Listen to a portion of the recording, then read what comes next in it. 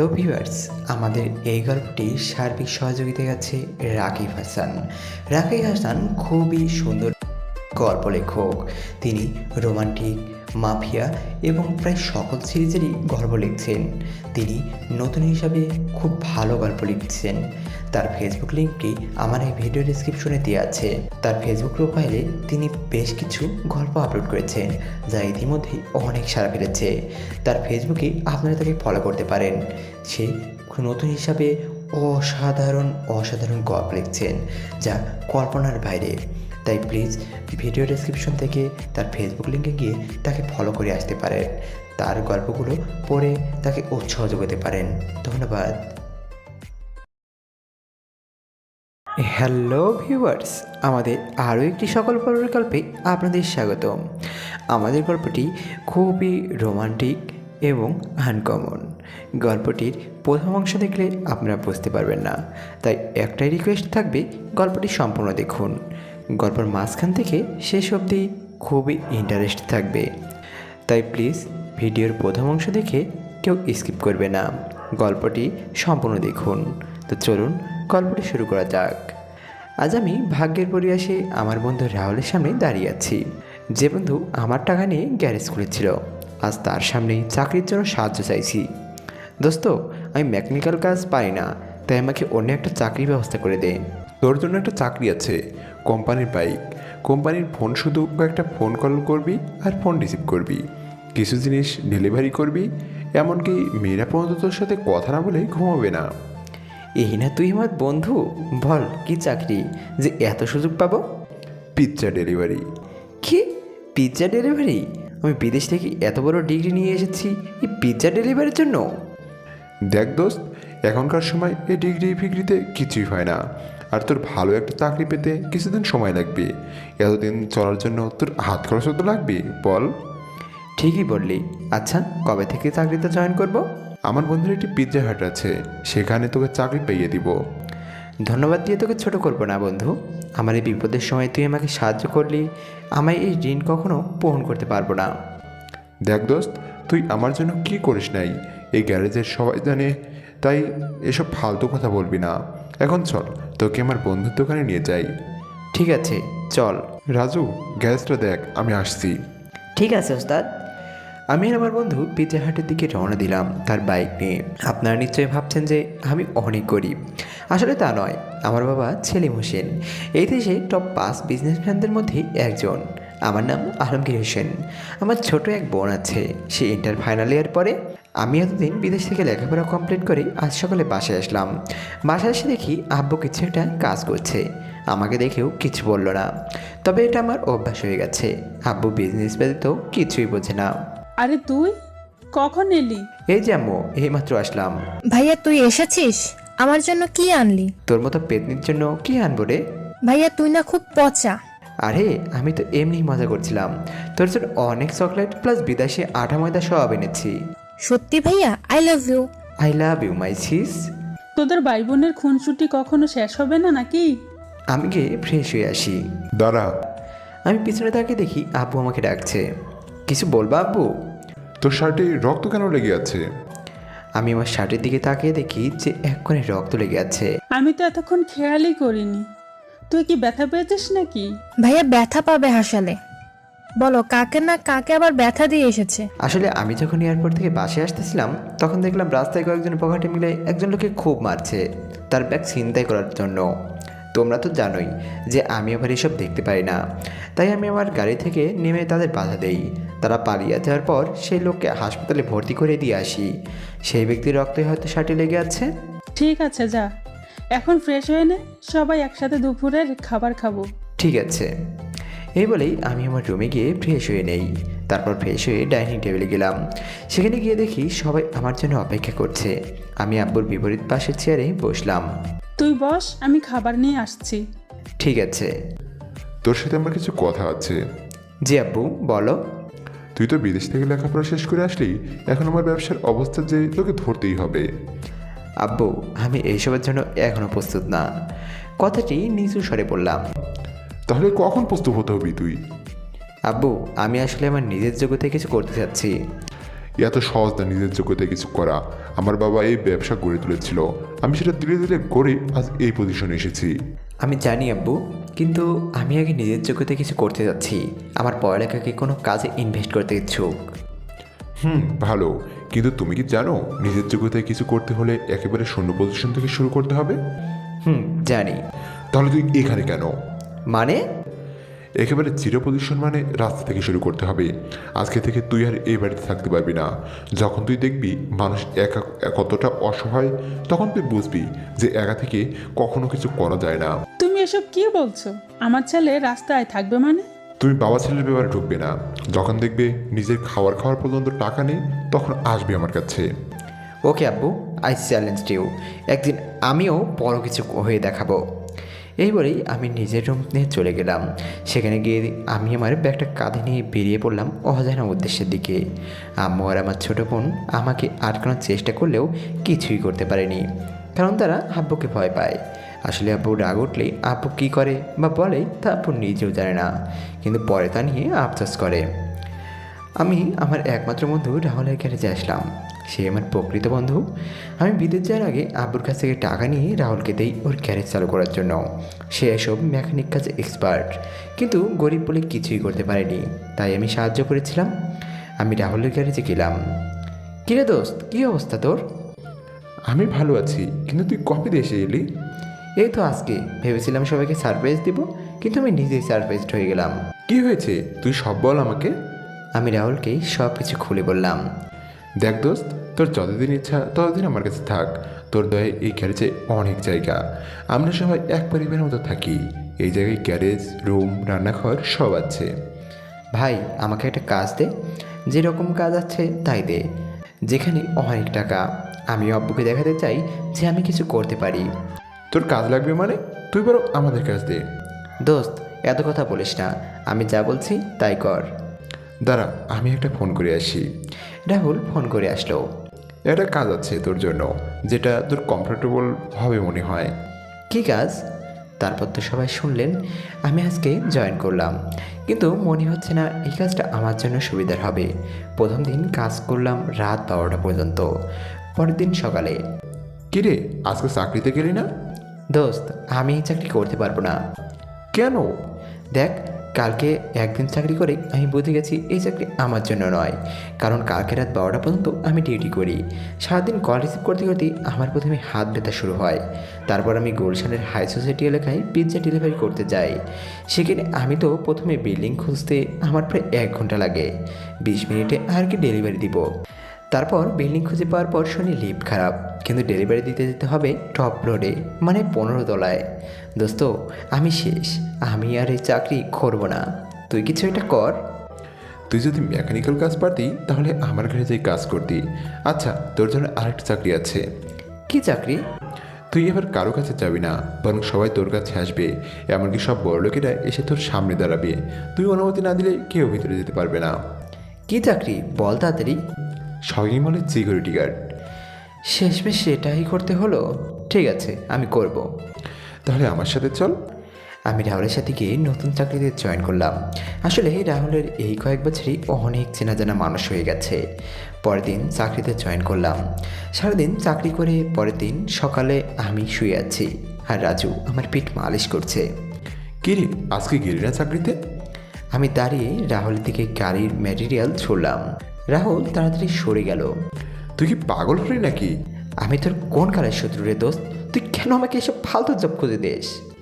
কেন, আমি আবার কি হলো? আরে, গতকাল সারাদিন সবাইকে চেক করতে করতে আমার পিঠ আর কোমর শেষ। সবাইকে নিচু হয়ে চেক করতে করতে আমার অবস্থা করুন। তাহলে তুই বল, তুই কীরকম কাজ করতে ইচ্ছুক? তোকে কিছু করতে হবে না, আমি আমার চাকরি নিজেই খুঁজে নিব। তাহলে তুই খোঁজ, আমি গেলাম। রাহুল কাজে চলে গেল। রাজু, বলতো এই শহরে কোন চাকরি বা ব্যবসায় অনেক টাকা আয় করা যায়? স্যার, এই আমাকে ছাড় বলার দরকার নেই, আমাকে ভাই বলে ডাকবি। আচ্ছা ভাই, এই শহরে যদি আপনি বড়লোক হতে চান তাহলে আপনাকে ট্যাক্সি চালক হতে হবে। ট্যাক্সি চালক? হ্যাঁ ভাই, এই শহরের সব থেকে বেশি ইনকাম হয় ট্যাক্সি চালকের। ধরুন কেউ যদি ওয়েট করতে বলে তাহলে ওয়েটিং চার্জ, আবার ডে শিফটে, নাইট শিফটে ইত্যাদি। ও, তাহলে তো আমাকে এবার এই কাজই করতে হবে। তাহলে কিভাবে শুরু করবেন? দেখি রাহুল আগে আসুক, তারপর ওর সাথে কথা বলে দেখি। দুপুরের খাবার সময় রাহুল আসলো। তোর সাথে কিছু কথা ছিল। কি চাকরি করবি ভেবেছিস? সেই ব্যাপারে তোর সাথে কিছু কথা ছিল। কি বলবি বল। আমি আসলে ট্যাক্সি চালক হতে চাই। শুনলাম নাকি একজন ট্যাক্সি চালক অনেক টাকা ইনকাম করে। তুই ঠিকই শুনেছিস, কিন্তু একজন ট্যাক্সি চালক যেমন অনেক টাকা আয় করে, তেমনি অনেক টাকা ব্যয় করতে হয়। মানে? তোর কি ড্রাইভিং লাইসেন্স আছে? আছে, থাকবে না কেন? তুই কি ট্যাক্সি ভাড়ায় চালাবি নাকি নিজের ট্যাক্সি চালাবি? কোনটায় বেশি টাকা আয় করা যাবে? তুই যদি ভাড়ায় ট্যাক্সি চালাতে ইচ্ছুক তাহলে বেশি টাকা আয় হবে না, কারণ বেশিরভাগ টাকা ভাড়া দিতেই চলে যাবে। আর তুই যদি নিজের ট্যাক্সি চালাতে ইচ্ছুক তাহলে তোকে নিজের ট্যাক্সি কিনতে হবে এবং সেখানে তোকে টাকা ব্যয় করতে হবে। আর কোনো খরচ নেই, শুধু তেল খরচটা তোকে দিতে হবে। আর তুই যদি ইন্স্যুরেন্স করে রাখিস তাহলে ট্যাক্সির অ্যাক্সিডেন্ট হলেও তুই টাকা পাবি। তাহলে নিজের ট্যাক্সি চালানোটাই বেশি উপকার মনে হয়। তুই কি জানিস একটা ট্যাক্সি কিনতে কত টাকা দরকার? না রে, জানি না। একটা ট্যাক্সি কিনতে কত টাকা দরকার হবে? কমপক্ষে হলেও 3-4 লক্ষ টাকা। এই সামান্য টাকা? তোর এটা কোনো টাকা হলো নাকি? দোস্ত, তুই মনে হয় ভুলে গেছিস যে তোর বাপ তোকে বাড়ি থেকে বের করে দিয়েছে, আর তোকে নিজের দমে ট্যাক্সি কিনতে হবে। খাইছি রে বন্ধু, তুই বিশ্বাস কর আমি সত্যি ভুলে গিয়েছিলাম। এবার আমি কি করি? দোস্ত তুই একটা কিছু কর, আমি তোর টাকা সময় মতো মিটিয়ে দিব। তুই যদি আমার কাছে আমার জীবনটাও চাইতি না তাহলে আমি তাও দিতাম। তোর কারণে একটা জীবিকা নির্বাহের সুযোগ পেয়েছি। কিন্তু দোস্ত, আমার কাছে এত টাকা ক্যাশ নাই, আর যা আছে তাতে চলবে না। সমস্যা নেই, অ্যাকাউন্টে যা আছে তাতেই হয়ে যাবে। কিন্তু ওস্তাদ, সেটা তো... রাজুকে বলতে নিয়ে গিয়ে রাহুল বলল, চুপ কর। না রাজু, তুই চুপ করবি না। কি হয়েছে তুই বল তো আমাকে। ভাই, আসলে এই গ্যারেজের পিছনের দিকটা একেবারে ভেঙে গেছে, আর সেই দিকটা মেরামত করতে অনেক টাকা দরকার। তাই ওস্তাদ ভেবেছিল যে অ্যাকাউন্টে যা টাকা আছে তা দিয়ে মেরামত হয়ে যাবে। রাহুল, রাজু যা বলছে তাকে সত্যি? আরে ছাড় না, এই গ্যারেজ তোর দান। আমার সব কিছু দিয়ে দিলেও আমার কিছু চাই আসে না, আর আমি গ্যারেজটা মেরামত পরেও করতে পারবো। না দোস্ত, এটা হয় না। তুই তোর অ্যাকাউন্ট থেকে একটা টাকা খরচ করবি না। তাহলে ট্যাক্সি কিনবে কীভাবে? দরকার হলে ব্যাংক থেকে লোন নিব। গুড আইডিয়া, কিন্তু লোন নিতে গেলে কিছু তো বন্ধক রাখতে হবে। সেটা দেখা যাবে, এখন তো রেডি হয়ে নে, আমি আর তুই ব্যাংকে যাব। ঠিক আছে, চল। তারপর আমি আর রাহুল মিলে ব্যাংকে গেলাম। সেখানে গিয়ে ব্যাংকের ম্যানেজারের সাথে যোগাযোগ করলাম। দেখুন মিস্টার আলমগীর, আপনার কোয়ালিফিকেশন অনেক হাই লেভেলের, কিন্তু আপনি যে অ্যামাউন্টের জন্য অ্যাপ্লাই করেছেন আর যে কাজে অ্যামাউন্টটা ব্যয় করবেন সেটা মানানসই না।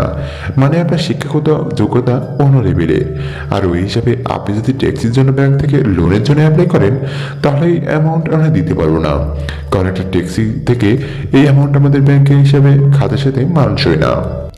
তাহলে আপনি আমাদের লোন দিবেন না? দেখুন, আপনারা যদি কোনো কিছু বন্ধক রাখতে চান আর সেটা যদি আপনাদের লোনের অ্যামাউন্টের সমান হয় তাহলে আপনার লোন পাস হবে, আর না হলে ইউ মে গো নাও। কিন্তু আমার কাছে তো এমন কিছুই নেই যা বন্ধক রেখে এত বড় অ্যামাউন্ট লোন নিব।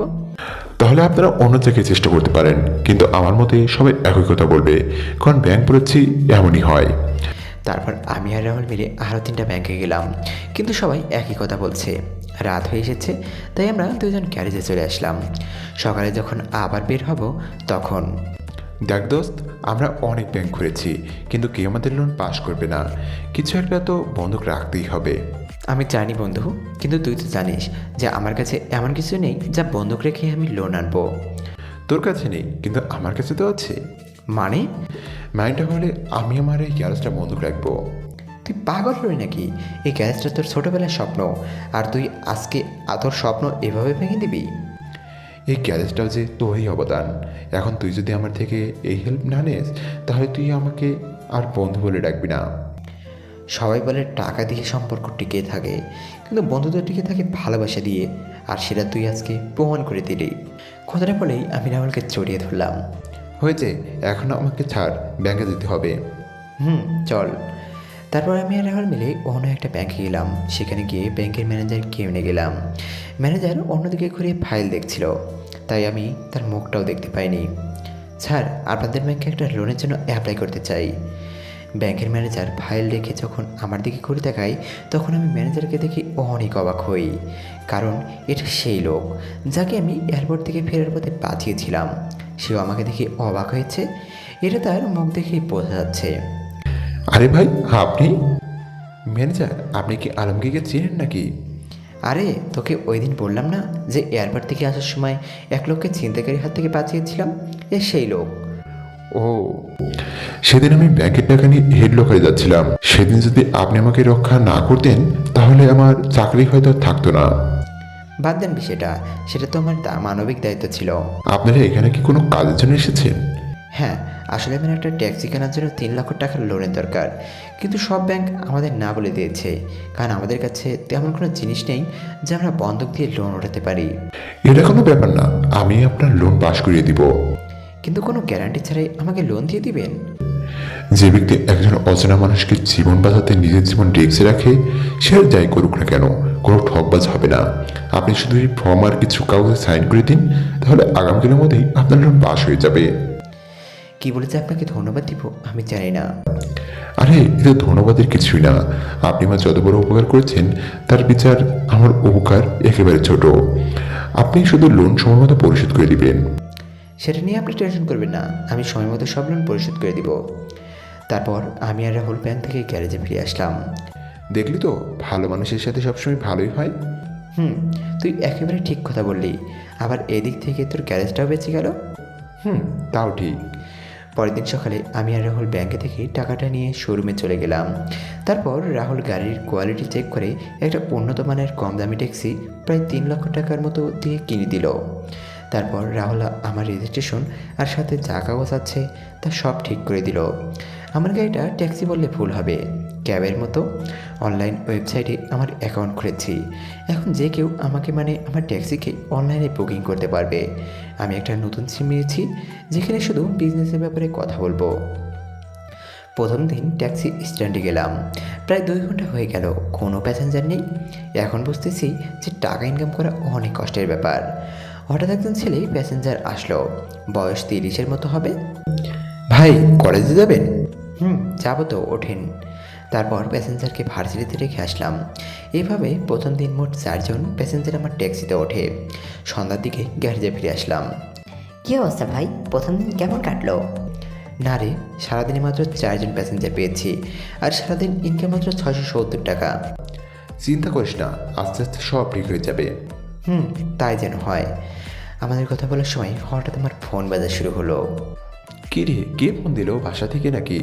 না, আমি তো আমার আগের সিম ডিঅ্যাক্টিভেট করে ফেলেছি আর নতুন সিম নিয়েছি, যেটা অনলাইন বুকিংয়ের জন্য। তাহলে মনে হয় কোনো প্যাসেঞ্জারের ফোন, তাড়াতাড়ি তোল। কিন্তু আমি আজ অনেক ক্লান্ত, তাই আজকে আর কোথাও যেতে পারবো না। আরে হাদারা, নাইট শিফটে অনেক টাকা আসে, সাধারণ চার্জের থেকে 3 গুণ টাকা বেশি। তারপর আমি কলটা রিসিভ করলাম, আর ওই পাশ থেকে একটা মেয়ে কণ্ঠও শুনতে পেলাম। হ্যালো, আমার একটা ট্যাক্সি প্রয়োজন। কিন্তু এখন তো রাত 8টা বাজে, আর আমার শরীর অনেক ক্লান্ত। আপনি অন্য কোনো ট্যাক্সির ব্যবস্থা করুন। আপনি যত টাকা চান দেব, তাও প্লিজ আসুন। ঠিক আছে, অ্যাড্রেসটা বলুন। আপনি অ্যাঞ্জেল নাইট ক্লাবে চলে আসুন। ঠিক আছে, আধা ঘন্টার মধ্যে আসতেছি। এই বলেই আমি রাহুলকে বিদায় জানিয়ে অ্যাঞ্জেল নাইট ক্লাবের উদ্দেশ্যে বেরিয়ে পড়লাম। আরও একটা কথা, আপনারা হয়তো ভাবছেন যে আমি বিদেশ থেকেও এদেশের রাস্তাঘাট কীভাবে চিনি।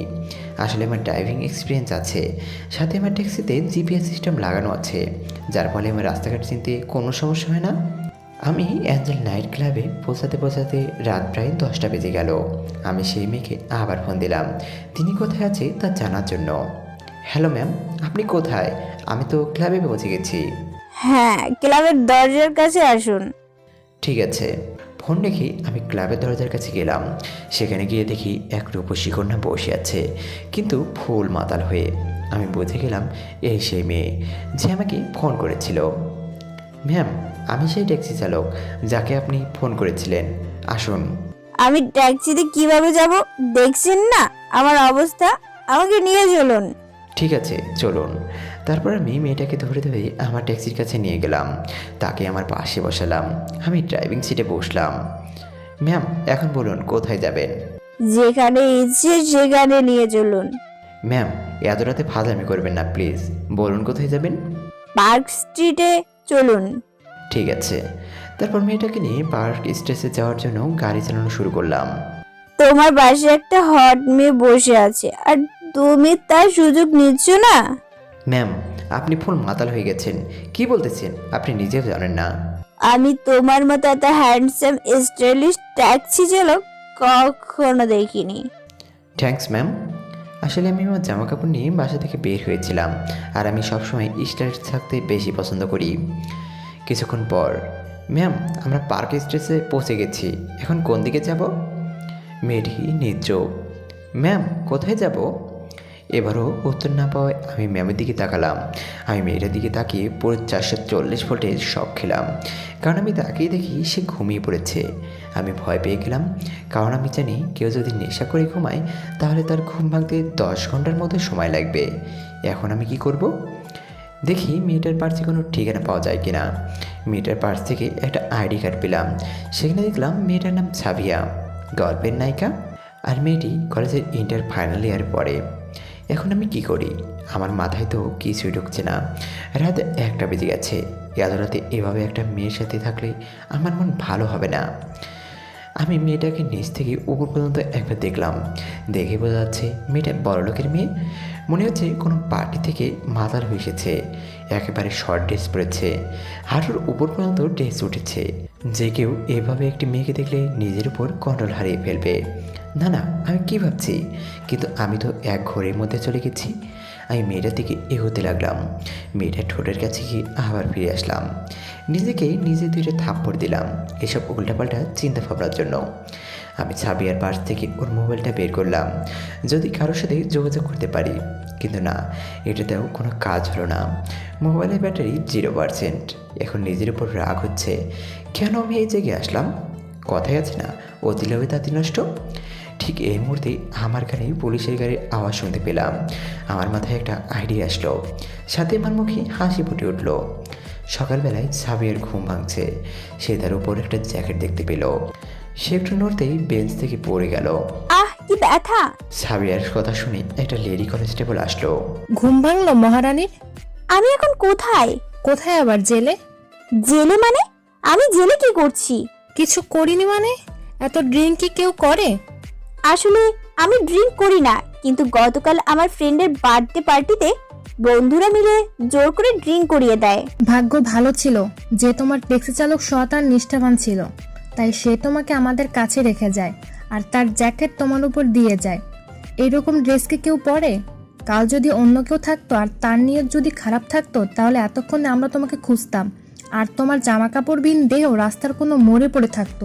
আসলে আমি এরকম ড্রেস পরি না, কিন্তু বার্থডে পার্টিতে সব বন্ধুরা জোর করায় এই ড্রেসটা পরেছি। ঠিক আছে, এই নাও তোমার মোবাইল আর পার্স। ধন্যবাদ। ধন্যবাদ তো তোমার সেই ট্যাক্সি চালককে দেওয়া উচিত যে তোমাকে এখানে নিয়ে এসেছে। আমি তাকে কোথায় পাবো? না, আমি কি করে জানাবো? ওহ, তারপর সাবিয়া তার মোবাইল আর পার্স আমার জ্যাকেট সাথে নিয়ে থানা থেকে বের হয়ে গেল। তারপর সেখান থেকে একটা ট্যাক্সি করে তার বাসায় চলে গেল। বাসায় যেতেই সাবিয়ার আব্বু বলল, সারাত কোথায় ছিলি? আমি কত টেনশনে ছিলাম জানিস? ওহ ড্যাড, এত হাইপার হওয়ার কিছু নাই। গতকাল রাতে বন্ধুদের সাথে ক্লাবেই ছিলাম। মিথ্যে কথা বলল সাবিয়া। মিথ্যা বলার জায়গা পাস না? আমি তো সব বন্ধুকে ফোন করেছিলাম, কিন্তু তারা সবাই বলল তুই রাত 11টার দিকে ক্লাব থেকে বের হয়ে গেছিস। Dad, sorry for telling lie. আসলে গতকাল হয়েছিলটা কি? তারপর সাবিয়া তার আব্বুকে গতকালের সব ঘটনা খুলে বলল। কি? আমার এত আদরের মেয়ে ছাড়া জেলে কাটিয়েছে? Dad, why are you angry? গতকাল তো আমার ভাগ্য ভালো ছিল বলেই এত সৎ একজন ড্রাইভার পেয়েছি যে আমাকে নিরাপদে থানায় রেখে এসেছে। তাও ঠিক, গতকাল যদি আমার গাড়িটা নিয়ে যেতি তাহলে এই সমস্যা হতো না। Dad, I am sorry. ঠিক আছে, এখন গিয়ে ফ্রেশ হয়ে নাও। Okay dad. সাবিয়ার ব্যাপারে তো আপনাদের কিছুই বলা হয়নি। সে হলো এই দেশের অন্যতম বিজনেসম্যান রফিক সাহেবের মেয়ে। তার মা ছোটবেলায় মারা গিয়েছিল। আমার বাবা রফিক সাহেবরা অনেক কম স্তরের বড়লোক। সাবিয়ার বাবার ভালোবাসার আর টাকায় মোটামুটি অহংকার হলেও মনটা ভালো।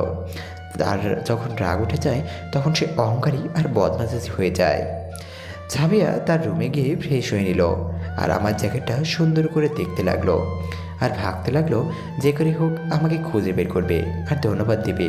আমার যতটুকু মনে আছে ট্যাক্সি চালকটা খুব স্টাইলিশ আর হ্যান্ডসাম ছিল। তাকে খুঁজে তার জ্যাকেটটা ফিরিয়ে দিতে হবে, সাথে ধন্যবাদ দিতে হবে আর ভাড়াটাও দিতে হবে। কিন্তু সে আমার যত বড় হেল্প করেছে তার সামনে আমার সব সম্পত্তি দিলেও তার হিসাব মিটবে না। এদিকে আমি আমার ট্যাক্সিতে করে প্যাসেঞ্জারদের তাদের গন্তব্যে পৌঁছে দিচ্ছি। আমি আজকে সন্ধ্যার মধ্যেই গ্যারেজে ফিরে গেলাম। কী রে, আজকে এত তাড়াতাড়ি ফিরে এলি যে? আজকে ভালো লাগছে না তাই তাড়াতাড়ি চলে আসলাম। ভাইয়ের শরীর কি খারাপ নাকি? না রে, এমনি চলে আসলাম।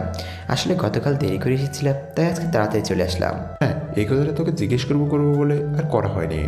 তুই কাল রাত 2টার দিকে কোথা থেকে এলি, আবার খালি হাতে? তারপর আমি রাহুলকে গতকালের ব্যাপারে সব খুলে বললাম। তোর লাভ তো হলোই না, বরং আরও ক্ষতি হয়ে গেল। তোর এত দামি আর শখের জ্যাকেটটা একটা অচেনা মেয়েকে দিয়ে দিলি। তাহলে কি করতাম? যে শর্ট ডিসপ্লে ছিল তাদের তো পুলিশ স্টেশনে রেখে আসতেও আমার কেমন যেন অস্বস্তি লাগছিল। তার উপর যে ঠান্ডা পড়েছে, তাই তার উপরে আমার জ্যাকেটটা দিয়ে আসলাম। তারপর কি কোনো খোঁজখবর নিয়েছিলি? থানায় গিয়েছিলাম কিন্তু মেয়েটা ছিল না। তাহলে মেয়েটা তোমাকে ধন্যবাদ না দিয়ে চলে গেল? কত বড় অকৃতজ্ঞ মেয়ে, ভেবে দেখো। না রে রাজু, মেয়েটা আমার ব্যাপারে খোঁজ নিয়েছিল কিন্তু কোনো খোঁজ পাইনি। ঠিক আছে, এখন গিয়ে ফ্রেশ হয়ে শুয়ে পড়, রাতে ডিনারের সময় ডাকবো তোকে। ঠিক আছে। তারপর আমি ফ্রেশ হয়ে শুয়ে পড়লাম। রাতে রাজু এসে ডেকে যায় ডিনারের জন্য। আমি ডিনার করে ঘুমিয়ে পড়ি। পরের দিন আমি আবার সময় মতো ট্যাক্সি স্ট্যান্ডে চলে যাই। অন্যদিকে ভার্সিটিতে রে হিয়া, আমি যতক্ষণ পর্যন্ত ওই ট্যাক্সি চালককে ধন্যবাদ না জানাই ততক্ষণ পর্যন্ত আমি ঠিক থাকতে পারবো না। তুই যে কেন বুড়ো ট্যাক্সি চালকের খেয়ালে ভাবছিস বুঝি না আমি। তুই বুড়ো কেন বললি? তাহলে কি বলবো? ট্যাক্সি চালকরা কি কখনো হ্যান্ডসাম হয় নাকি? কেন হয় না? আমি যার কথা বলতেছি সে অনেক হ্যান্ডসাম। মানছি আমি নেশায় ছিলাম, তবু আমার যতটুকু মনে আছে তাতে আমি বলতে পারি ছেলেটা ইয়াং, হ্যান্ডসাম আর স্টাইলিশ ছিল। আর ওর জ্যাকেটটা দেখে আমি বুঝেছি ছেলেটা হয়তো বড়লোক হবে, কারণ জ্যাকেটটা অনেক দামি ব্র্যান্ডের ছিল। ঠিক আছে, তোর কথা মানলাম। 1 মিনিট, তুই তো আমাকে বলেছিলি যে তুই সেই ট্যাক্সি চালকের ফোনে কল করে ট্যাক্সিটা বুক করেছিলি। তাহলে তুই সেই ফোন নাম্বারে ফোন দে। এই আইডিয়া আমার মাথায় আগে কেন আসলো না? তুই সত্যিই একটা জিনিয়াস। তারপর সাবি আমাকে ফোন দিল। আমি ড্রাইভিংয়ে ছিলাম। তার গাড়িটা সাইডে পার্কিং করে কলটা রিসিভ করলাম। হ্যালো, কে বলছেন? হ্যালো, আমি সাবিয়া বলছি। কে সাবিয়া? বলার পর আমার মনে পড়ল সেই মেয়েটার কথা। আমি হলাম সেই মেয়ে যাকে আপনি মাতাল অবস্থায় লেডি কনস্টেবলের কাছে সেফলি রেখে এসেছিলেন। ও হ্যাঁ, মনে পড়েছে। তা বলুন, কি খবর আপনার? আসলে আই এম সরি, সেই দিন আপনি আমার জন্য আপত্তিকর পরিস্থিতিতে পড়েছিলেন। না না, ড্রিঙ্কস করলে এরকমই হয়। তারপরও আমার নিজের উপর গিল্টি ফিল হচ্ছে। আমি আপনার সাথে দেখা করতে চাই। কেন? আমার সাথে দেখা কেন করবেন? আসলে আপনাকে ধন্যবাদ দেওয়ার ছিল, আর আপনার জ্যাকেটটাও আমার কাছে আছে। ঠিক আছে, কোথায় দেখা করবেন বলেন? আপনিই বলেন কোথায় আসবো। আপনি আমার ট্যাক্সি সেন্টারে চলে আসুন। ঠিক আছে, কিন্তু আমি আপনাকে চিনব কিভাবে? আমার তো আপনার চেহারা ঠিক মনে নেই। সমস্যা নেই, আমার আপনার চেহারা ঠিকই মনে আছে। ঠিক আছে, আমি আসতেছি। ওকে। কল রেখে আমি স্ট্যান্ডের দিকে রওনা দিলাম। এমন সময় রাস্তায় 2জন দম্পতিকে দেখতে পেলাম। মনে হলো মেয়েটা প্রেগনেন্ট। তারা হাত দিয়ে আমার ট্যাক্সিকে থামার জন্য বলছে। আমি ট্যাক্সি তাদের সামনে থামালাম। প্লিজ আমাদের সিটি হসপিটালে নিয়ে চলুন, আমার বউ প্রেগনেন্ট, অনেক সিরিয়াস কন্ডিশন। ঠিক আছে চলুন। আসলে আজকে না বললে মানবতার হার হতো। তারপর তাদেরকে হাসপাতালে নিয়ে যেতে যেতে অনেক দেরি হয়ে যাচ্ছে। আর এদিকে সাবিয়া রিয়া দাঁড়িয়ে আছে আর আমার ব্যাপারে খোঁজ দিচ্ছে, কিন্তু কেউ আমার ব্যাপারে বলতে পারছে না, কারণ আমি নতুন, আমার সম্পর্কে কেউ জানে না। সাবিয়া আমাকে ফোন দিচ্ছে বারবার, কিন্তু আমার এখন হাসপাতালে যাওয়া অনেক জরুরি। কি রে, আর আসবে না মনে হয় তোর ট্যাক্সি চালক? চলে যাই। না রে, আরেকটু অপেক্ষা করি, তারপর যাব। হয়তো কোনো সমস্যায় পড়েছে তাই আসতে দেরি হচ্ছে। হতেও পারে। ঠিক আছে, অপেক্ষা করি। আমি তাদেরকে হাসপাতালে পৌঁছে দিয়ে স্ট্যান্ডের দিকে রওনা দিলাম। আমি স্ট্যান্ডের সামনে গাড়িটা পার্ক করলাম। আমি মোবাইল বের করে দেখি মোট 35টা মিস কল। কলের টাইম দেখে বোঝা যাচ্ছে প্রায় 1 ঘন্টা ধরে কল দিচ্ছে মেয়েটি। আমি সামনে তাকিয়ে দেখলাম 2টা মেয়ে দাঁড়িয়ে আছে স্ট্যান্ডে। আমি দেখে চিনতে পেলাম সাবিয়াকে। আমি তাদের সামনে যাওয়ার জন্য রওনা দিলাম। মনে হয় না সে আর আসবে। আমারও মনে হয়, চল এখান থেকে চলে যাই। চল। সাবিয়ারা চলে যাওয়ার জন্য হাঁটা শুরু করলো। আমি তাদের কাছে যাওয়ার জন্য তাড়াতাড়ি হাঁটা শুরু করলাম। তারা আমার দিকে আসছে। আমি চাই না তাদের সামনে চলে আসলাম। অমনি আমি একটা ইটে হোঁচট খেয়ে ছাবির উপরেই পড়ে গেলাম। আমি ছাবিয়ার উপর থেকে উঠে ওকে হাত দিলাম ওঠার জন্য, কিন্তু সে আমার হাত সরিয়ে নিজেই উঠে নিল। ছাবিয়া দাঁড়িয়ে আমার গালে ঠাস করে থাপ্পড় দিল। আমি শুধু মাথা নিচু করে আছি, কারণ আমার মাথা এখন গরম হয়ে গেছে। আর আমার মাথা গরম হলে আমি কি করব তা নিজেও জানি না, তাই নিজেকে শান্ত করার চেষ্টা করছি। তোর চোখ নেই নাকি? বাড়িতে রেখে এসেছিস? আর এদের ক্যারেক্টার সম্পর্কে আমার জানা আছে, সুন্দরী মেয়ে দেখলেই গায়ে পড়তে চায়। তুই ঠিক বলেছিস হিয়া, এখন আমার মাথা গরম হয়ে রয়েছে, তাই এখান থেকে চল, না হলে আমি কি করব আমি নিজেই জানি না। তারপর ওরা দুজন চলে গেল, আর আমি হাবলার মতো ওদের যাওয়ার দিকে তাকিয়ে রইলাম। মেয়েটা বলল কি, যেখানে আমার মাথা গরম হওয়ার কথা সেখানে ওর বলে মাথা গরম হয়ে গেছে। কথাটি মনে মনে বললাম। তারপর আমার মনে হলো কয়েকক্ষণ ধরে মেয়েটা রোদে দাঁড়িয়েছিল, তাই হয়তো রেগে গেছে। আর আমরা মানুষের যাদের উপর রাগ করি, সেই রাগ তাদের উপর না দেখে ওনার দিকে নিজেদের রাগ দেখাই। আমি আর এক মুহূর্ত সেখানে না দাঁড়িয়ে সেখান থেকে চলে গেলাম গ্যারেজে। অন্যদিকে হিয়া, আমার মনে হয় আমি সেই লোকটার সাথে খারাপ ব্যবহার করেছি। তুই ঠিকই করেছিস। সেই ট্যাক্সি চালক না আসায় আমার রাগ হয়, আর আমি রাগ দেখাই সেই নির্দোষ লোকের উপর। তুই তো জানিস আমার রাগ উঠলে আমার মাথা ঠিক থাকে না। তাহলে এখানে কি করবি? সেই লোকটাকে তো আর পাবো না, সেই ট্যাক্সি চালককেই একবার ফোন করে জিজ্ঞেস করি যে আজকে কেন আসলো না। ফোন কর। গ্যারেজে শুয়ে শুয়ে ভাবছি যে আজ হলোটা কি। মেয়েটা প্রথমে আমাকে ডাকলো, তারপর নিজেই আবার অপমান করলো। এমন সময় আমার ফোনটা বাজা শুরু করলো। আমি ফোন চেক করে দেখি ছাবিয়া ফোন দিচ্ছে। আমি ফোনটা না ধরেই রেখে দেই। ছাবিয়া অবিরাম ফোন দিচ্ছে। আমি বিরক্ত হয়ে ফোনটা ধরলাম। হ্যালো, কী জন্য ফোন দিতেছেন? আপনি তো রেগে আছেন কেন? রেগে থাকার কথা তো আমার, কারণ আজকে আপনি আপনার কথা রাখেননি। আপনি আজ কেন আসলেন না? আমি তো এসেছিলাম, কিন্তু কোনো কিন্তু নয়, কালকে আপনি এই ক্যাফেটেরিয়াতে আসবেন। আমাকে বলতে না দিয়ে ছাবিয়া বলল, কেন আসবো? আবার থাপ্পড় খাওয়ার জন্য? আপনার কথা ঠিক মানে বুঝলাম না। আপনি কখন থাপ্পড় খেলেন? আজকে আপনি ট্যাক্সি স্ট্যান্ডে যাকে থাপ্পড় দিয়েছিলেন সেই লোকটি আমি ছিলাম। কি আপনি ছিলেন? সত্যি বলতে আমি জানতাম না। আসলে আপনি না আসায় আমার মাথায় রাগ উঠে যায়, আর সেই সময় আপনি আমার উপরে পড়ে যান, তাই রাগের মাত্রা আরো বেড়ে যায়। বুঝেছি, আর বলতে হবে না। I am extremely sorry. Please কালকে আমার সাথে দেখা করবেন। ঠিক আছে, আমি কাল যাব বলেই আমি ফোন কেটে দিলাম। আমি ফোন রেখে দিয়ে আমার সামনে রাহুল দাঁড়িয়ে আছে। কিরে, কিছু বলবি? তুই এখন কার সাথে কথা বলি? কার সাথে আবার? প্যাসেঞ্জারের সাথে? না না, তুই আমাকে মিথ্যে বলতেছিস। আমি শুনেছি কাল কোথাও একটা যাবি অপর পাশের ব্যক্তির সাথে। ক্যাফেরিয়াতে যাব ছাবিয়ার সাথে দেখা করতে। এই ছাবিয়াটা আবার কে? আরে সেদিন বললাম না ওই মেয়েটার ব্যাপারে, যাকে আমি পুলিশ স্টেশনে রেখে এসেছিলাম। বুঝলাম। সেই মেয়েটার সাথে তোর আবার কিসের কথা? তারপর আমি রাহুলকে আজকে সারাদিনে যা হয়েছে সব বললাম। এই মেয়েটা তোর পিছে কেন পড়েছে? জানি না রে। আমার মনে হয় তোর প্রেমে পড়ে গেছে। আরে সে তো এখনও আমার চেহারাটাও দেখেনি। তাহলে তুই প্রেম কর মেয়েটার সাথে। এ হয় না রে দোস্ত। কেন হয় না? মেয়েটা কি সুন্দর না? সুন্দর না মানে একেবারে পরীর মতো সুন্দর। তাহলে তোর প্রবলেমটা কোথায়? আমার লক্ষ্য হলো এখন বড়লোক হওয়া, আর আব্বুকে প্রমাণ করে দেয়া যে আমিও কিছু করতে পারি। তা তো আমি জানি ভাই, কিন্তু আর কতদিন সিঙ্গেল থাকবি? আমার নিয়ে তোকে ভাবতে হবে না। তুই বল তোর খবর কি? আমার আর কি খবর? আমার আগামী মাসে বিয়ের কথা। তোর বিয়ে হবে আর আমি জানি না? আরে আমি একটা রিলেশনে আছি, আর আম্মু আপু গ্রাম থেকে তাদের কাছে সামনের মাসে প্রস্তাব পাঠাবে বিয়ের কথা বলতে। আর তুই তো আমার বিয়ের সব দায়িত্ব নিবি। তুই না থাকলে কি আমার বিয়ে হবে? এখন আমাকে পাম দিচ্ছিস, পরে তো বউ পেয়ে বন্ধুকে ভুলে যাবি। আরে একদম না, তুই হলে আমার জিগারের দোস্ত। তোকে কী করে বলতে পারি? তুই থাক, আমার ফোন এসেছে। যা। তারপর ট্যাক্সি নিয়ে আবার বের হলাম। আজকে নাইট শিফট করে মোটা অঙ্কের টাকা হাতে এসেছে। এভাবে যদি কয়েক মাস ভালো করে ইনকাম করতে পারি, তাহলে আমার আর অন্য চাকরি করতে হবে না। এই ব্যবসায় সেটেল হয়ে যাব। পরের দিন সকালে ট্যাক্সি নিয়ে বের হলাম, আর বিকেলে সাবিয়ার বলা ক্যাফেরিয়াতে চলে গেলাম। সেখানে গিয়ে সাবিয়াকে ফোন দিলাম। Hello ma'am. হ্যাঁ বলুন, আপনি এখন কোথায়? ক্যাফেটেরিয়ার বাইরে আছি। আমরা ভিতরে আছি, আপনি চলে আসুন। Okay ma'am. তারপর আমি ক্যাফেটেরিয়ার ভিতরে ঢুকলাম। আশেপাশে তাকিয়ে দেখলাম সাবিয়া ম্যাম আর তার পাশে তার বান্ধবী বসে আছে ক্যাফেটেরিয়ার এক কোণের টেবিলে।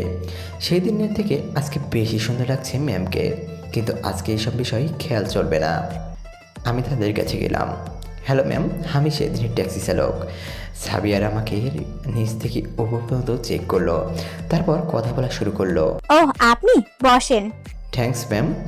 এসব ম্যাম ট্যাম আমার পছন্দ হয় না। আমার নাম সাবিহা, আর এ হলো আমার বান্ধবী হিয়া। আমি আলমগীর, একজন সাধারণ ট্যাক্সি চালক। দেখে তো মনে হয় না।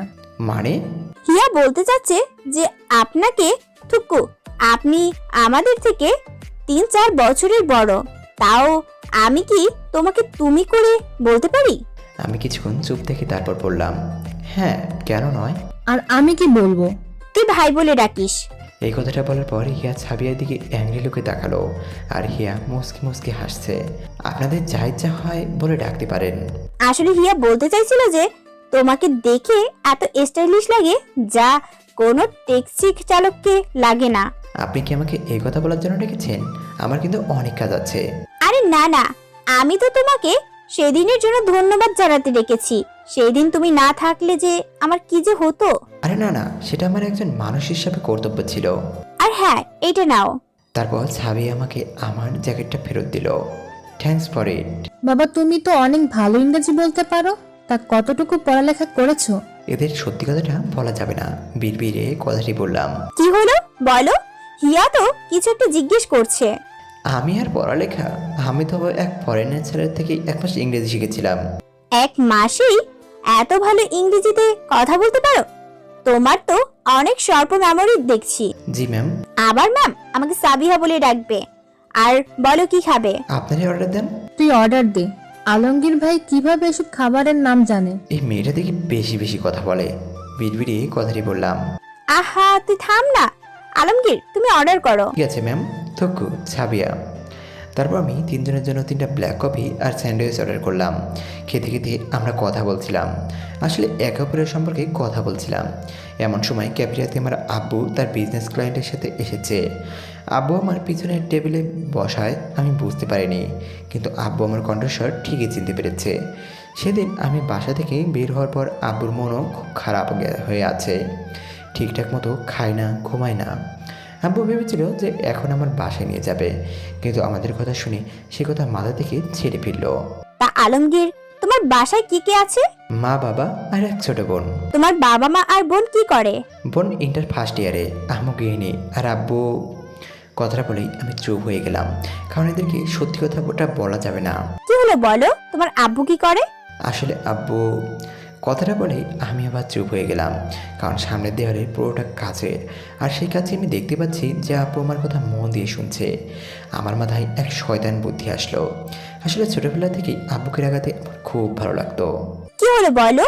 আব্বু আর কি করে, আমার ঘরে বসে বসে খায়, সারাদিন ঘরে বসে আর থাকে আর নেশা করে, বন্ধুদের সাথে বসে জুয়া খেলে। আর কি বলবো বলো? একটু স্যাড লুকে বললাম, কিন্তু ভিতরে তো আমি হাসছি, আর এদিকে আব্বু আমার কথা শুনে তেলে বেগুনে চলছে। তাহলে তো তোমার পরিবারের সব চাপ তোমার উপরেই। আমার কথা রাখো, তোমার ভবিষ্যৎ পরিকল্পনা বলো। আমি লন্ডন ক্যামব্রিজ ইউনিভার্সিটিতে চান্স পেতে চাই। একটা এক্সাম দিয়েছি সেই ভার্সিটিতে চান্স পাওয়ার জন্য। আগামী সপ্তাহে রেজাল্ট দিবে, দেখি কি হয়। You know what, one of the best varsity is this. আরে আলমগীর ভাই কিভাবে জানবে? জীবনে এই ভার্সিটির নামই শুনেছে নাকি সন্দেহ? যে ভার্সিটি থেকে গ্র্যাজুয়েশন করে দেশে ফিরলাম, সেই ভার্সিটির নাম বলে আমি শুনবো না? বিড়বিড়ে কথাই বললাম। কি হলো, কি বলছো বিড়বিড় করে? না কিছু না, আসলে আমাকে যেতে হবে, আমার কাজ আছে। আমাদেরও যেতে হবে, অনেক দেরি হয়ে গেছে। তারপর কাউন্টারে গিয়ে বিল দেওয়ার সময় সাবিয়া বিল দিয়ে দিল আমার আগে। এটা কি হলো? কি হলো আবার? না মানে তুমি বিল দিয়ে দিলে কেন? আরে সমস্যা নেই, মনে করো সেই দিনের ভাড়াটা দিয়ে দিলাম। ছালাকাচ্ছ। সাবিয়া হেসে দিল। এই মেয়ের হাসি দেখে আমি পুরো ওকে আটকে গেলাম। এই হাসিটা আমাকে যেন পাগল করে দিচ্ছে। কীভাবে একটা মেয়ে এত সুন্দর করে হাসে? হ্যালো ভিউয়ার্স, গল্পটি কিন্তু জমে গেছে। গল্পটি আরও ইন্টারেস্টেড হতে চলেছে। গল্পটি সম্পূর্ণ দেখার চেষ্টা করুন। তো চলুন গল্পটি কন্টিনিউ করতে থাকুন। আমি কয়েকজন প্যাসেঞ্জারকে নামিয়ে রাতের দিকে গ্যারেজে চলে গেলাম, আর এইদিকে আব্বু বাসায় গিয়ে। তোমার ছেলে কি কোনোদিনের মানুষ হবে না? কেন, আলমগীর আবার কি করেছে? এমনিতেই ছেলেটাকে বাসা থেকে বের করে দিয়েছ। কেমন আছে, কোথায় থাকে, কি করে কিছুই জানি না। কি আর করে, মেয়ে পটাচ্ছে। মানে আব্বু, তুমি কি ভাইয়াকে দেখেছো? বলো না আব্বু, বলো না। তারপর আব্বু আজকের সব কথা আম্মু আর রিয়াকে বলল। আম্মু আর রিয়া তো হেসে গড়াগড়ি খাচ্ছে এমন ভাব। এত হাসার কি আছে, বুঝলাম না। আব্বু, ভাইয়া তোমাকে এইবারও বোকা বানিয়ে দিল। মানে? মানেটা হলো আলমগীর হয়তো কোনোভাবে তোমাকে দেখে ফেলেছিল, তাই এই কথাটা বলেছে তোমাকে রাগানোর জন্য। তুমি তো জানো আলমগীর তোমাকে রাগাতে কত ভালোবাসে। যা, এইবারও বোকা হয়ে গেলাম।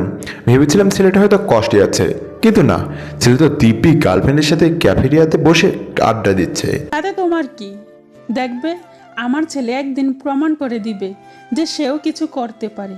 রাতে আমি শুয়ে শুয়ে সাবিয়ার কথা ভাবছি। না চাইতেও তার ওই মায়াবী মুখ আর তার ভুবন ভোলানো হাসি মাখা মুখ আমার চোখের সামনে ভেসে উঠছে। আমি শুধু এটা ভাবছি যে একটা মেয়ের হাসি কীভাবে এত সুন্দর হতে পারে। আমি যেন এক ঘোরের মধ্যে আছি। এমন সময় রাহুল আর রাজু আসলো আমার সাথেই কিছু কথা বলতে। কিরে, শুয়ে শুয়ে কি ভাবছিস? ভাবছি একটা মেয়ের হাসি এত সুন্দর কিভাবে হয়। ঘোরের মধ্যেই কথাটি বলে উঠলাম। কি বললি? আমাকে ধাক্কা দিয়ে রাহুল কথাটি বলল। না না, কিছু না। ওস্তাদ, আমার মনে হয় আলমগীর ভাইয়া প্রেমে টেমে পড়েছে। কি বলস এইসব আবল তাবল? রাজু তো ভুল কিছু বলেনি, তোর কথাবার্তায় বোঝা যাচ্ছে তুই প্রেমে পড়েছিস।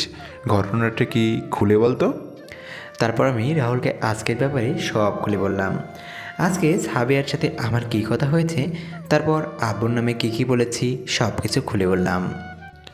আমার মনে হয় তুই মেয়েটার হাসির উপর প্রেমে পড়েছিস। ছাড়ো এসব বিষয়, আমি এখন এসব বিষয় নিয়ে ভাবতে চাই না। তোরা জানিস যে আমার লক্ষ্য এখন বড়লোক হওয়া। ভাই চিন্তা করেন না, আমরা আছি তো। আর আপনি অবশ্যই আপনার বাপের থেকেও বড়লোক হইবেন। তাই যেন হয় রাজু। অন্যদিকে সাবিয়া শুয়ে শুয়ে আমার কথা ভাবছে। ছেলেটা কত সুন্দর, আবার কত ভদ্রভাবে কথা বলে, কিন্তু জীবনে অনেক দুঃখ।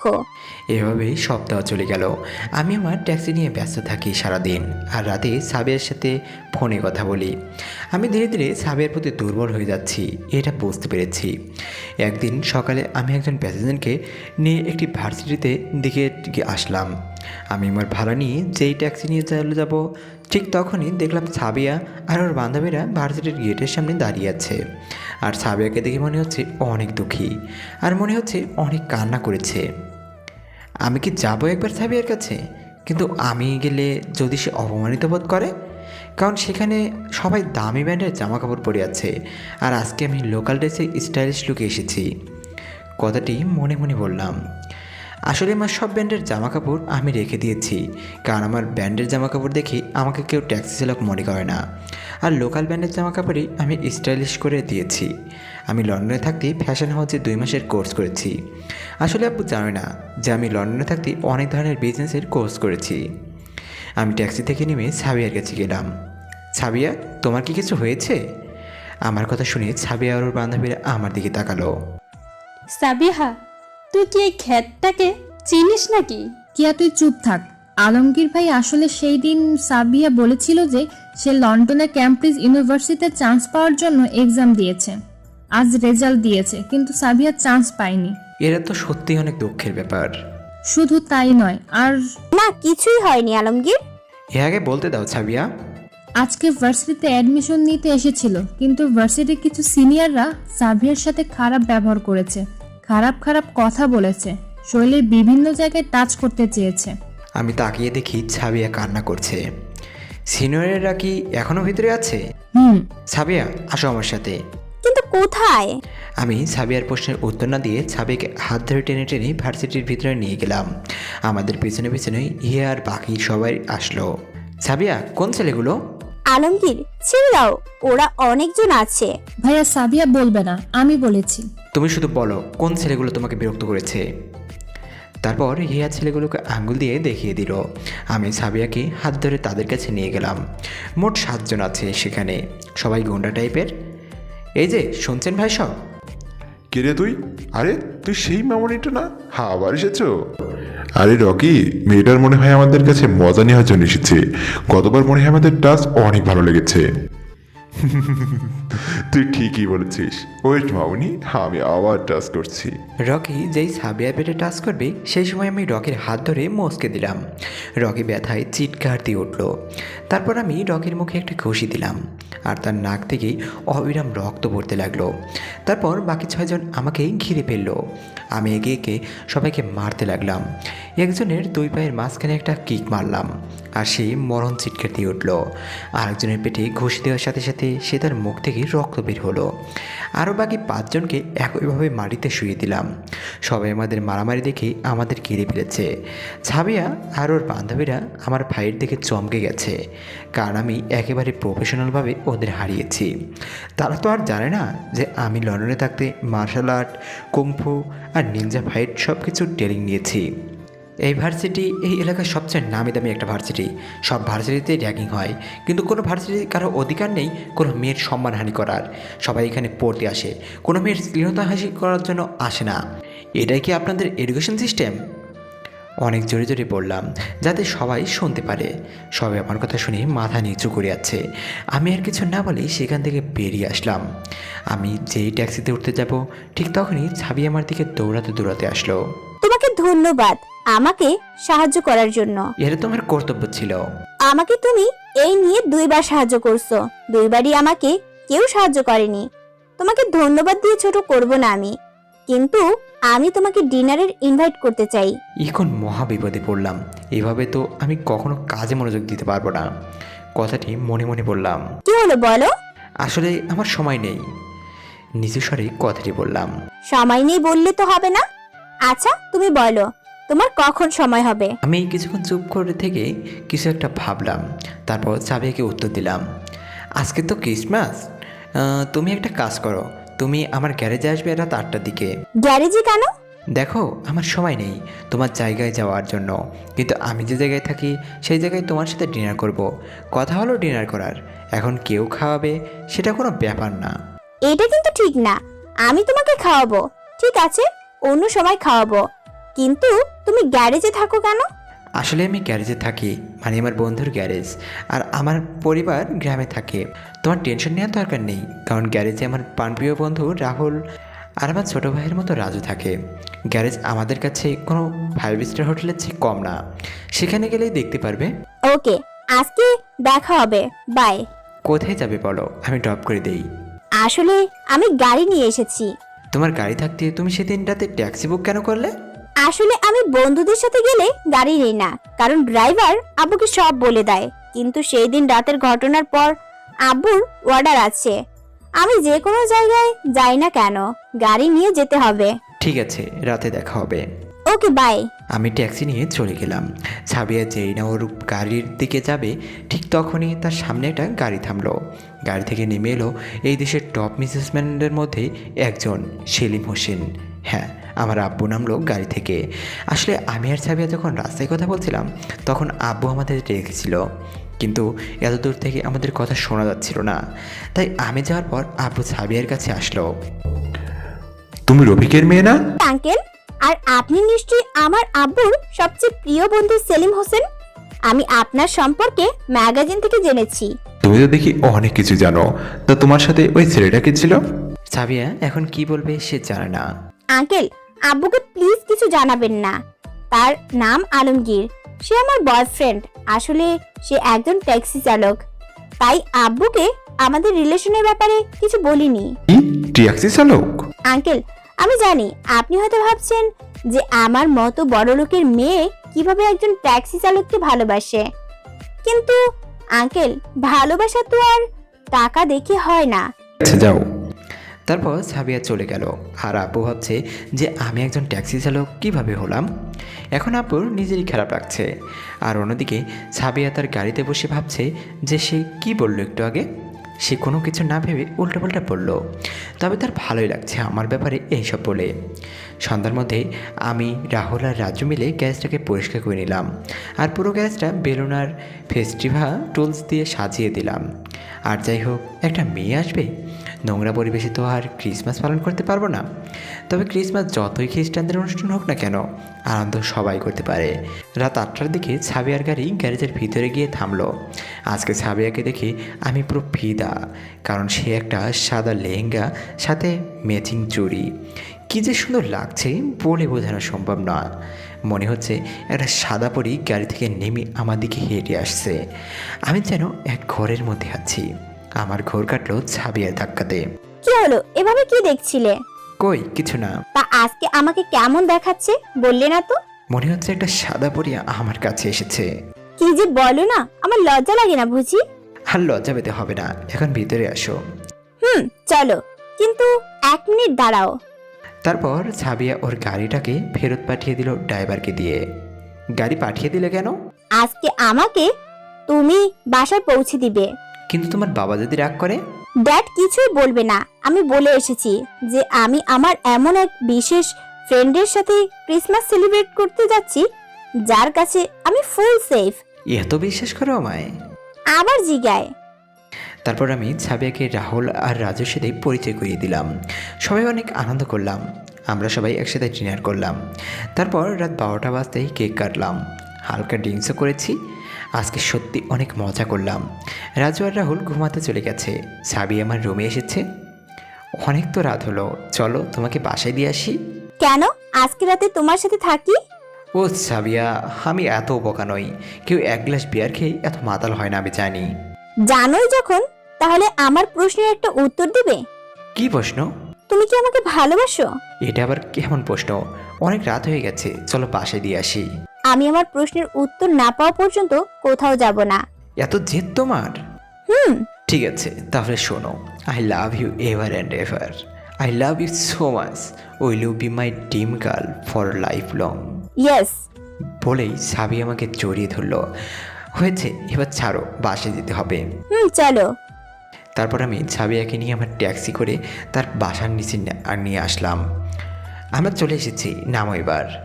আজকে আমাদের রিলেশনের ফার্স্ট ক্রিসমাস, আর আমাকে তুমি মিষ্টিমুখ না করিয়ে বাসায় পাঠিয়ে দিচ্ছ? এত রাতে আমি মিষ্টি পাবো কোথায়? আগামীকাল খাওয়াবো।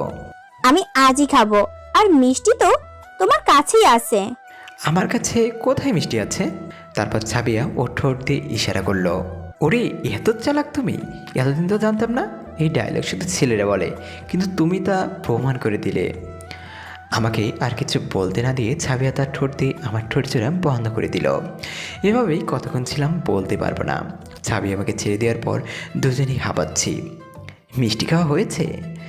ছাবিয়া লজ্জায় কিছুই বলল না, শুধু মাথা নাড়িয়ে হ্যাঁ বলল। তারপর ছাবিয়া ওর বাসায় চলে গেল, আমি গ্যারেজে চলে গেলাম। এভাবে আমার আর ছাবিয়ার দিনগুলো কাটতে লাগলো। আমি ব্যাংকে লোন মিটিয়ে আবারও লোন নিয়েছি, কিন্তু 10 লক্ষ টাকা। আমি সেটাকে দিয়ে আরও 3টা ট্যাক্সি কিনে ভাড়ায় দিয়ে দিলাম। এতে করে আমার অনেক লাভ হতে লাগলো। এইদিকে রাহুলের বিয়ে হয়ে গেছে। একদিন আমি আর ছাবিয়া ক্যাফেরিয়াতে বসে আছি। রাহুল ভাইয়ের তো বিয়ে হয়ে গেল। তো কি হয়েছে? কি হয়েছে মানে? তোমাকে এইবার আমার বাবার সাথে কথা বলতে হবে আমাদের বিয়ের ব্যাপারে। দেখো, তুমি এত বড় লোকের মেয়ে, আর আমি একজন সামান্য ট্যাক্সি চালক। তোমার বাবা তো আমাকে মেনে নেবে না, তাই আমাকে বড় কিছু হতে হবে। তুমি থাকো তোমার বড় কিছু নিয়ে, আর এইদিকে ড্যাড আমার বিয়ে নিয়ে কথা বলা শুরু করে দিয়েছে। না না, আমাকে আর কিছুদিন সময় দাও। আচ্ছা, আর মাত্র 15 দিন সময় দিচ্ছি। তারপর যদি তুমি আমার ড্যাডের সাথে কথা না বলো, তাহলে আমি আমার ড্যাডের পছন্দ মতো ছেলেকে বিয়ে করে নেব। আচ্ছা। আমি গ্যারেজে শুয়ে শুয়ে ভাবছি যে কীভাবে আমি বড়লোক হব, কারণ মাত্র 4টা ট্যাক্সি দিয়ে কোটিপতি হতে পারবো না। আমি আমার সমস্যাটাকে রাহুলকে জানালাম। তুই তো বিদেশ থেকে অনেকগুলো বিজনেস কোর্স করেছিস, তাহলে সেই কোর্স এর শেখানো টেকনিক অ্যাপ্লাই কর। আমি ভাবছি একটা ছোটো থেকে ফ্যাশন হাউস খুলবো, কিন্তু তার জন্য আমার এই ট্যাক্সির প্রফিট যথেষ্ট না। তুই তো আমার থেকে সাহায্য নিবি না, আমি জানি। তাহলে এক কাজ কর, ব্যাংক থেকে লোন নে, আর তোর কাছে এখন বন্ধক রাখার মতো সম্পদ আছে। না রে দোস্ত, আমি যদি ব্যাংক থেকে লোন নেই তাহলে আমাকে সেই লোন পরিশোধ করতে হবে, আর তাতে আমার প্রফিট কিছুই থাকবে না। তাহলে কি করবি? জানি না রে। এক কাজ কর, আমি আর তুই একসাথে ফ্যাশন হাউস শুরু করি পার্টনারশিপে। তুই তো আর আমার থেকে সাহায্য নিবি না, কিন্তু পার্টনারশিপ তো করতেই পারি। আমার টাকা আর তোর ট্যালেন্ট সব মিলে একদম ধামাকা বিজনেস করবো আমরা। আইডিয়াটা তো খারাপ না দোস্ত।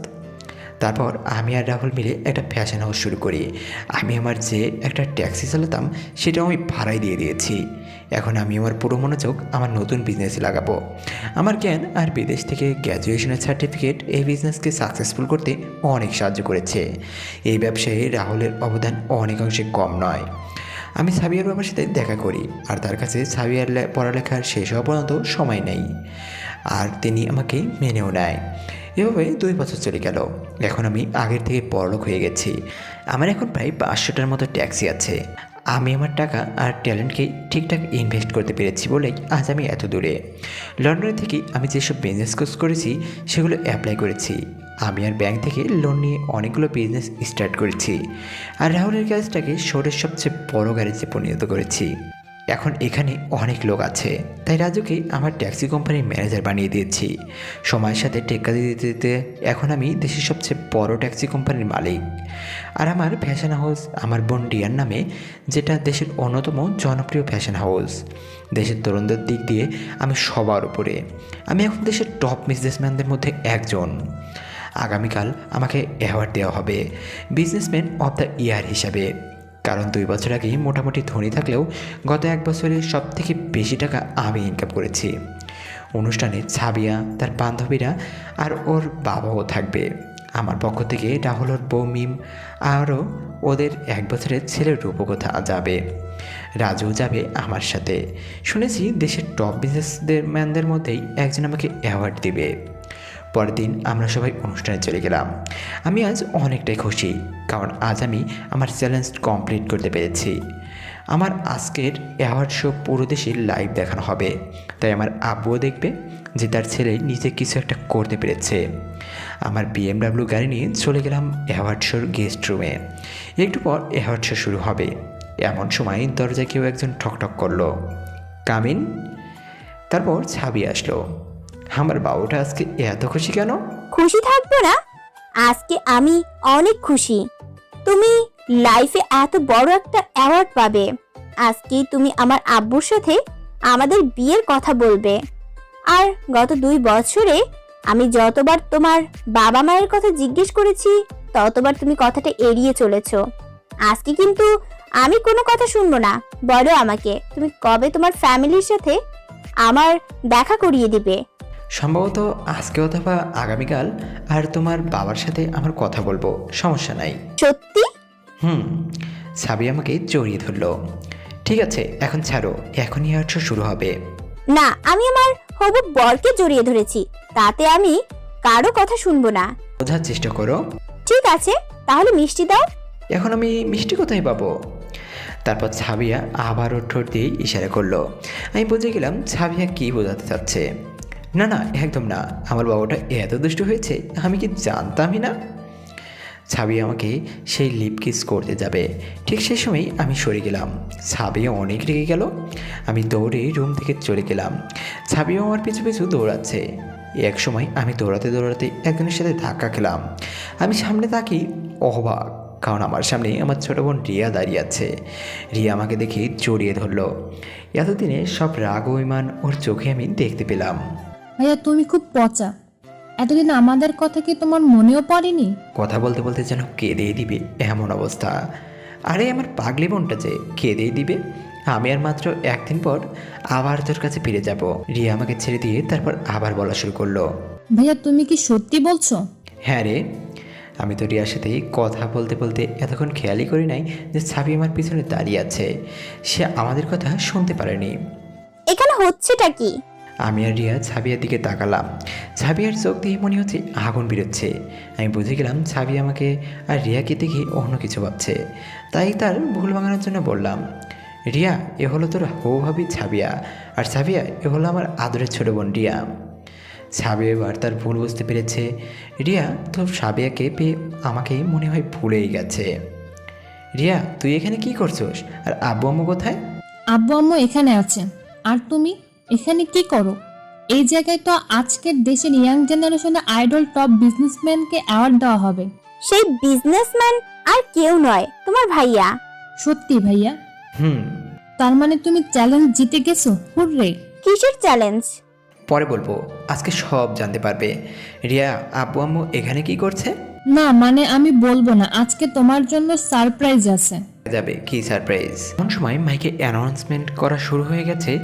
আমরা স্টেজে চলে গেলাম। আমার সব আপনজন প্রথম সারির চেয়ারে বসে আছে, কিন্তু আমি আব্বুকে দেখতে পেলাম না। এমন সময় মাইকে আমার নাম অ্যানাউন্স করলো। আমি স্টেজে উঠে গেলাম। আমার চোখ নিজের জনগণের ভিড়ের দিকে।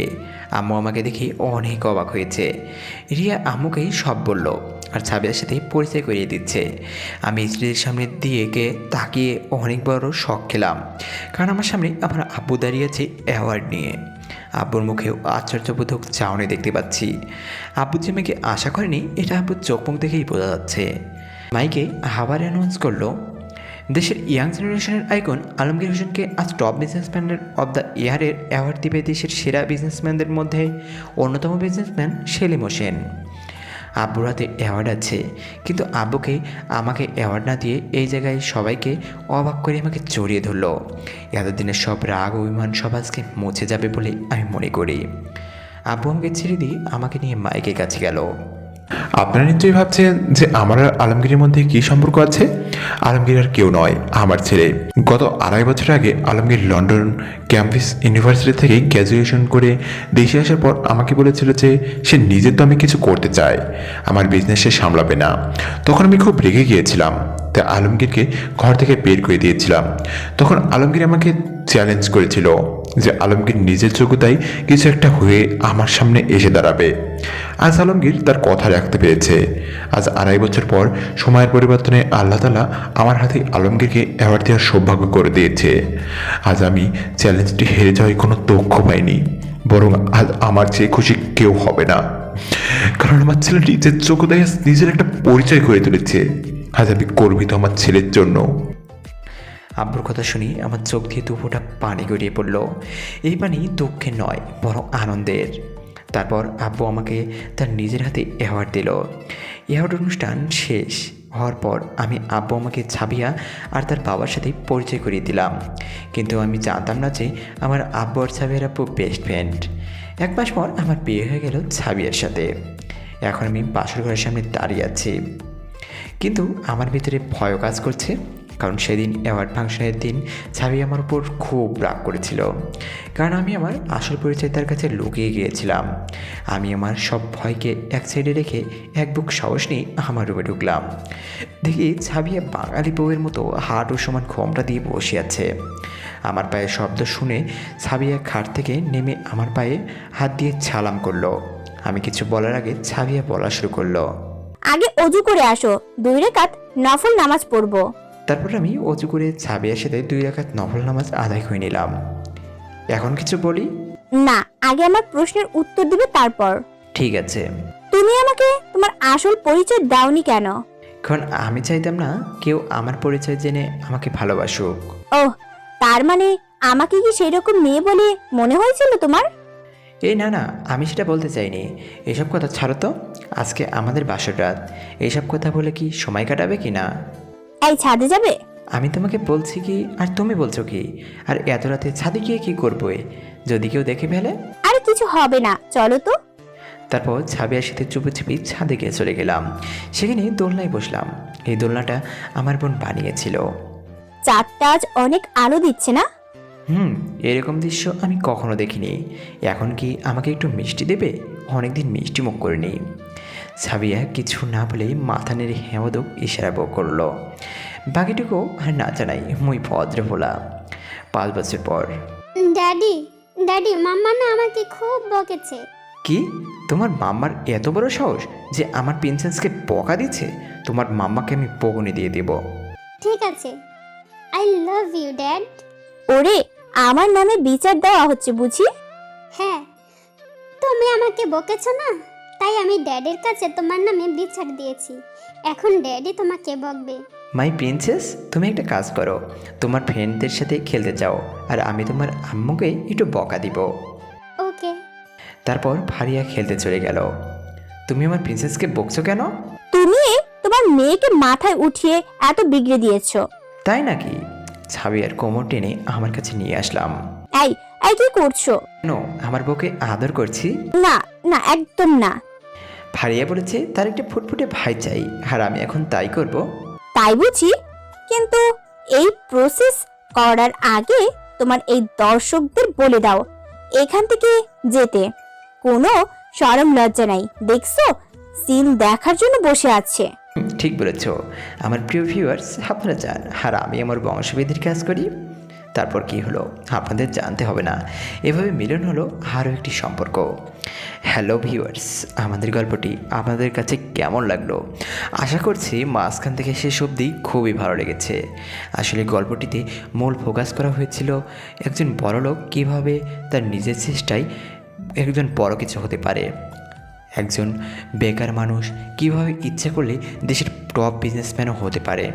আলমগীরের কাছে কিছুই ছিল না, তার হাত খরচের টাকাও ছিল না, কিন্তু তার নিজের ইচ্ছায় নিজের দমে একটি ট্যাক্সি থেকে আসছে দেশের নাম করা বিজনেসম্যানদের মধ্যে একজন। তাহলে মানুষ ইচ্ছা করলে কি পারে না, এটাই বোঝানো হয়েছে এই গল্পের মাধ্যমে। তাই প্লিজ কেউ বেকার হয়ে বসে থাকবেন না, নিজের চেষ্টায় কিছু করার চেষ্টা করুন।